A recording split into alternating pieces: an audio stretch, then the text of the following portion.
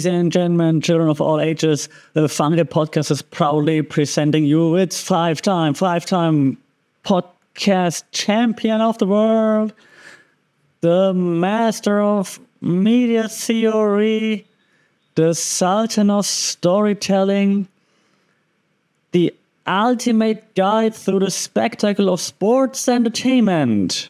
It's the Funked Mindful Media and Communications Podcast. And if you're not down with that, I got 2 words for you.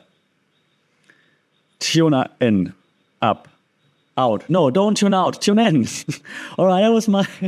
Sorry, Carmen, welcome to the Funky Podcast, new episode here. That was my attempt on recreating the magic of the DX intro that, if you're as old as I am, you probably can cite by heart. The Road Dogg Jesse James, the Badass Billy Gunn, the New Age Outlaws. It's easier to cite it than to adjust it to the Mindful Media and Communications Podcast that I thought. But I thought I'd give it a try. Why?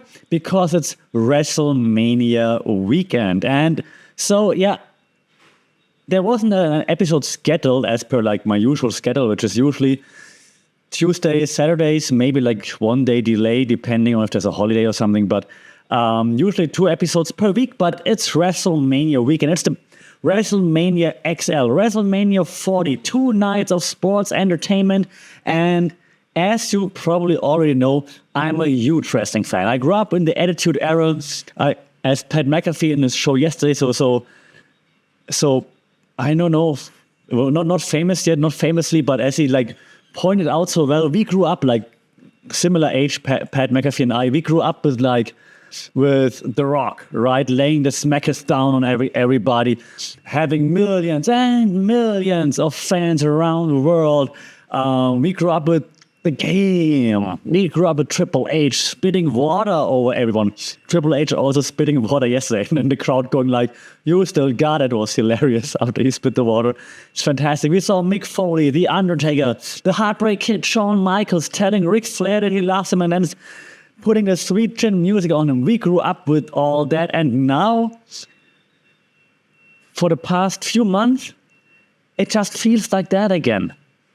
It feels like we're back in something similar to what we called back then the Attitude Era, where it wasn't all censored, where it wasn't all PG, where it was more immersive, more intriguing, more like, what is real, what's not? And of course we know it's all scripted, but, blurring the lines a little bit more than before. And now it feels like this again. And that's why I'm excited for this year's WrestleMania more than for probably any WrestleMania in the past decade or so. It's the first time in decades I'm actually consuming the pre-WrestleMania content that WWE puts out there. And so I figured, hey, that's the perfect opportunity for me again to bring passion and what I just like to watch together with, well, my job, which is media studies, media theories, communication theories, and all those things. And that's why we are talking about today how the WWE pins down a global audience year after year after year, figures out how to reinvent itself, and thanks to the final boss and to the tribal chief, found a way to be more intriguing than in a long time. So, and even if you're not the biggest WWE fan, I think you can still understand that WWE is one of the biggest media conglomerates now under the TKO umbrella, right? So TKO is the parent company, basically, or like that's the ticker that they're being like traded on in the stock exchange. TKO, kind of funny, which is like, and I think Endeavor is the parent company, and they bought WWE, and they also own the UFC. So WWE and UFC, and Endeavor is the parent company. The ticker for the stock exchange is TKO. It's kind of funny. Technical knockout that they have in the UFC. Also, though, Randy Orton famously using an RKO as his finishing move in WWE. Not going to explain all of that. Kind of funny. Okay. And The Rock is now a member of the board at TKO. Okay. Stage set. Fantastic. So the thing now is, again, even if you're not the biggest fan, you see it's one of the biggest media entities out there, right? It's been successful over decades. It's the longest running televised weekly episodic show on US TV ever. Number one is Raw, number two is SmackDown. And they're always on, nothing stops them. They just signed a deal with Netflix, which is huge, starting in 2025, I believe. So they're breaking boundaries, if you will. And now I'm not sponsored by WWE, but I just try to explain that even if you're not a big wrestling fan, from a media point of view, it's still very interesting to look at like how WWE is managing all that. How are they getting bigger, making money? Like, why do they do what they do? Okay, so I think there's just lots of learnings in there that we can take away from looking at WWE. But one of the most important things, I think that WWE, wrestling in general, does very well is storytelling. At WWE, but also others like AEW, for example, right? Struggling a little bit right now from my point of view, personal point of view, but still great that they're there. But the storytelling matters. And WWE right now, to me, is the storytelling juggernaut. Like something that was lacking maybe before, they're doing well now for the past year or even a little bit longer. And so they have fantastic narratives. And that brings me, as you know, we study things together here, that brings me to the narrative theory. So the WWE crafts like very compelling narratives. And it draws like parallels to classic hero versus villain story arcs. And we know that the hero's journey is one of the most classic story arcs used in entertainment, advertisement, and storytelling in general. And in the WWE, wrestling, they do this very well. Like, this is the bad guy, this is the good guy, woman, bad woman, good woman, hero, villain, and so on. Sometimes, however, it gets a bit more complicated. It's not just like good versus evil. It's like the good guy then turns and slowly turns towards the evil side. It's like in Star Wars, right? Luke Skywalker being corrupted by Darth Vader, by using the Force in a bad way, and the dark side of the Force. All those things happen in WWE too, constantly. So you follow this development of the characters, which is very, very intriguing if the characters are being told right. So the long-term storytelling is important. And those long-term storytelling rivalries, for example, classic Attitude Era, Stone Cold Steve Austin versus authority figure Vince McMahon, for example, encapsulates this us versus them narrative very, very well and engages the audience emotionally. And we see this right now, WrestleMania XL, WrestleMania 40. Again, right, we can see The Rock basically coming back as an authority figure, as like, I'm the final boss. I'm the one sitting at the board of directors at our company that owns WWE. I make decisions. I'm saying I'm in the main event of WrestleMania. You shut up and you accept it. And now Cody Rhodes fights against the big boss, the mean guy who bullies his way into the main event picture, even though Cody Rhodes earned it, right? So you can see this is this us versus them once again. Okay, this is this narrative, this grand narrative, the narrative theory that is used very well by WWE when it comes to storytelling. We see this also in like now two brothers facing off for the third time only in history that a pair of brothers is facing off at WrestleMania. They've been working together for like a decade, and now they turn on each other, and now we see like this brother versus brother, and they tell a story from each brother's point of view, and you're like, oh yeah, I can understand why he does it. I can also understand why he does it the way. And now they're clashing.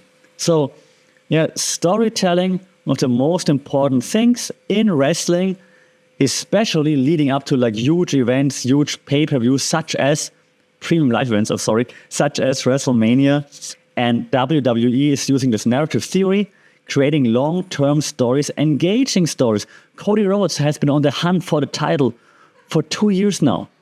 Can he finish the story is the question right now, right? So it's a long-term story that's been told here. The bloodline with Roman Reigns, there's like frictions in there for 2 years as well. Will it explode? Will it implode now? Or will it last? Yeah, those are stories that are being told on a longer scale, which make it so intriguing, which lead to the audience being so involved, being so engaged, being emotionally attached to what might happen at WrestleMania. And this leads me into, of course, also the second theory we talk about today, like media representation and maybe even identity theory a little bit, because the role of the characters, of course, also matters. Those superstars at WWE, AEW, everywhere, but we're talking WrestleMania right now, so that's why I focus on WWE. They're not just athletes, which they are all great athletes, obviously. It's ridiculous how well trained they are. But they're also characters with depths. They embody like those larger-than-life personas that resonate or maybe just also intrigue the audience. Now, for example, I start with the Attitude Era, then I come to the current era, right? The Undertaker in the Attitude Era was like this mystical, dark persona that like just captivates the audience for decades because of this mystery around him. Like you hear the gong, it gets dark, everything is black, the steam is coming out, and like, oh, what's happening? Oh my God, that's the Undertaker. And I was like, oh my God, so crazy. But then you also have characters that you can identify with. You're like, yeah, this guy is like me. It's the underdog. Right now, for example, Sami Zayn facing Gunther, der Ringgeneral. And that's how you pronounce it, by the way, because I'm German and Gunther is Austrian. So we have the same language because Austria doesn't have our own language. Sorry, Austria. But Sami Zayn is someone that is like always the underdog. He doesn't look as intimidating, right? He looks like more like an average Joe, but he's fantastic in the ring. He tells the story very well. His facial expressions, his body language, and then he's beat down, but then he rallies up again. It's just like Rocky, right? And you can't help but cheer for him. So they're using different kind of personas, of identities to create different forms of engagement with the audience. Either you relate to the character and you're like, yeah, this person, this guy, this woman is like me. That's why I'm rooting for them. And we also have the same thing in women's wrestling, of course. They have the underdogs right now. Becky Lynch, for example, is the underdog, right? She's the man, but she's coming back to face like a very dominant champion in Rhea Ripley. And you're like, oh, Becky's kind of like the underdog. People must have forgot about how good she was and used to be. And so now it's like, yeah, Becky, let's go, show her. And so this is this relationship to underdogs. But then you have like those larger-than-life figures. Even that's also connected with the type of music that come out to, for example. Right? Sami Zayn comes out to a banger that the audience wants to sing along. Like he's a good guy, like, hey, oh, everyone's singing. When Roman Reigns comes out, the longest reigning WWE World Heavyweight Champion in history, in modern history, I believe, like 1,000 whatever days. Like his music is not to sing along. It's like, oh, I know what's coming. Oh, Gunther, der Ringgeneral, right? Intercontinental champion, over 1,000 days reigning as well. He's the bad guy. There's nothing to sing along with the song. He comes out and it's go like, and you're like, oh God, the German-speaking dude is coming. So those small little intricacies, right? They lead to this overall perception of the characters, the representation of different characters within that setting of WWE, AW wrestling, WrestleMania. This leads me then to one of my favorite theories. And if you study with me or if you're like in media theories, you know the guy, Sean Baudrillard. What did Sean Baudrillard talk about? 5, 4, 3, 2, 1. Hyper-reality, exactly. So Sean Baudrillard, hyper-reality theory. Yeah, WWE is the perfect example for hyper-reality. Like WWE blurs the lines between reality and fiction. And hence creating this hyper-real experience where, of course, it's scripted what's going to happen in wrestling, but it is acknowledged and it is celebrated and then kind of taken for face value. Then you see The Rock and Roman Reigns appearing on Jimmy Fallon's late night show and talking about the main event of WrestleMania. So it's like, but wait, it's fake, but now you treat it like it's real. Like, what is real now? I mean, I know wrestling is fake, like scripted, and the outcome is predetermined, but do they really dislike each other? Is it really like that? And now more wrestlers also using their real names or parts of their real name when it comes to wrestling. You're like, okay, so maybe it's more real than I thought. Even then they have reality shows as well on WWE Network, right? So you see like The Miz and Maurice, his wife, for example. You see Bianca Belair now with her fiance, husband, I think, I'm not sure yet. Also, so like, okay, now I see their real life. So this is real. But this is not, and so they're very good at blurring the lines between what is real, what is not. And so we take what we see, what feels real then when we feel like they drop the act and talk about it on Jimmy Fallon, for example, or like on sit-down interviews that like CM Punk just did with Ariel Helwani, for example. Okay, now he's shooting straight, so is it real? Yeah, so they are masters of blurring the line. That's what they also call in wrestling. There's this term called kayfabe, right? You spell it Kayfabe, kayfabe. Okay, kayfabe means you maintain the illusion of the storyline that you're in, even though the audience knows you're just playing a character, you still keep the act up, okay? And that was the case in the Attitude Era.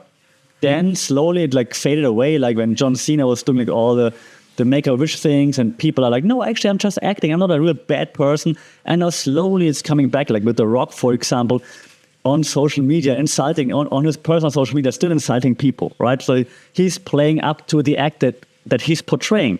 Okay, so that's now like kayfabe kind of coming back again, and hence blurring the lines even more. Is The Rock really a bad guy now? And now his social media comments, like all full of people rooting for Cody Rhodes. Now, after his appearance on Fox News, that's something completely different because maybe he actually is a bad guy. But we will discuss it in a different episode. Because that's kayfabe. And what they also do very well at WWE is, of course, communication, right? So they lay the global smackdown on all communication channels, basically. And this leads me to like the theory of like global media impact and also cultural imperialism, which you should be familiar with as well. Yeah, WWE uses various media channels. One might even say they use transmedia storytelling, TV, online streaming, social media, live streaming to reach and maintain their global audience, which is smart. As we also know, transmedia storytelling theory tells us that you don't distribute the same content on all the channels, but you utilize channel-specific strengths to then produce and send out different formats of their communication media within the same story framework, so to speak, within the same narrative though, okay? And well, one example would be like the WWE Network, for example, and its role in like distributing content globally, which of course breaks down global barriers and it creates like this universal audience. Everybody around the world can consume the same kind of WWE content. So it's not restricted to US only, for example. And well, since we're at like talking about like the Mount Rushmore of media theorists, let me add one more, Henry Jenkins. So again, if you're in media studies, you know the name, hopefully. If not, let me introduce you to Henry Jenkins. Henry Jenkins famously studied and talked about the participatory culture, okay?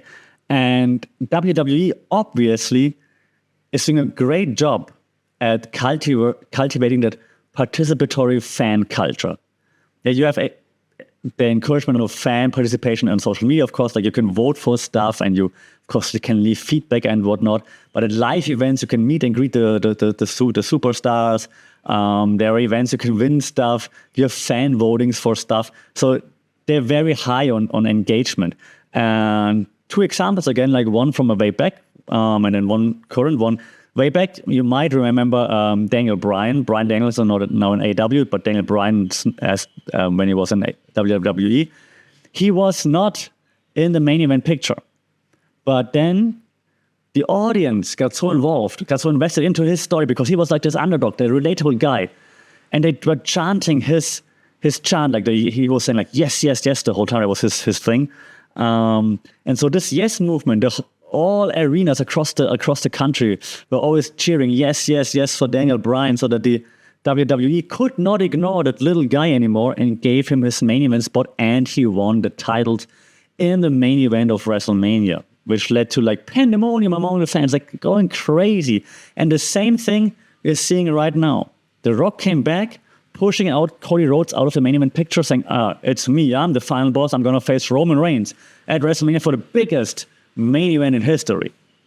But then all the fans that are invested in Cody Rhodes, they create the hashtag, we want Cody on social media. Every time The Rock walks into an arena, people boo him and chant, we want Cody and die, Rocky die, and things like this.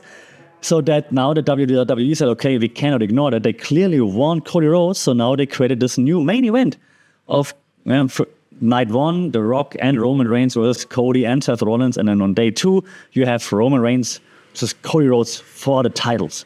Okay, so the WWE Universe, how they call it, engagement, fan involvement, let me call it fandemonium, is incredibly important. And they're doing very, very well right now. Okay. And, well, I have one more because, like I said, we talk about like Mount Rushmore, and I want to add one more to Mount Rushmore, the Mount Rushmore of media theorists, Guy Debord. Again, if you're a media theory student, or if you studied something with media theories, or you're familiar with it, I'll give you 5 seconds to think about what did Guy Debord talk about. 5, 4, 3, 2, 1. The society of the spectacle. Exactly. That's the Guy Debord theory, the society of the spectacle. And is there anything more spectacular than WrestleMania? The showcase of the immortals, that's how they call it, right? It's the ultimate spectacle. Now they extended it to 2 nights, right? So WrestleMania is the ultimate spectacle. It's a live event that transcends sport to become like this cultural phenomenon. You will see celebrities from all across the sports world in attendance to watch. You see NBA champions, NFL champions being presented with like the wrestling championship belts, and they're like happy, like, oh my God, so cool, I have this championship belt. Because WWE wrestling is more than just that entertainment. We grew up with it. It's part of our lives. It's part of pop culture. It's more than just a TV show. And that's why it's the pinnacle of the spectacle. Yeah, it's the ultimate life, the ultimate experience. It's this grandiose staging, celebrity appearances. Maybe Bad Bunny is coming back. Special performances by artists all the time. Yeah, special guest appearances, special wrestling appearances. Like I said, we had like Bad Bunny, I have Logan Paul in the ring. Things like this. So this is what makes WrestleMania so special. And this is a perfect example of the society of the spectacle. We, so as a society, we want to witness spectacular things. Even if we cannot be part of it, if we cannot create it ourselves, we want to see it.